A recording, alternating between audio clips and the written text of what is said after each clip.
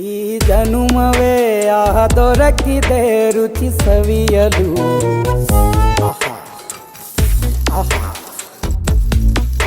ಈ ಜಗವಿದೆ ನವರಸಗಳ ಉಣಬಡಿಸಲು. ಬಿಸಿ ಬಿಸಿ ಇದೆ ಬಿಸಿ ಬಿಸಿ ಇದೆ ನಳಪಾಕ ದಿನ ದಿನ ನೂತನ. ಈ ಬಿಸಿಯುವಾರುವ ಮೊದಲೇ ಎಲ್ಲರ ಜೊತೆಯ ಮೆಲ್ಲುವ ಕಲೆಯ ಜೀವನ ಜನುಮವೇ.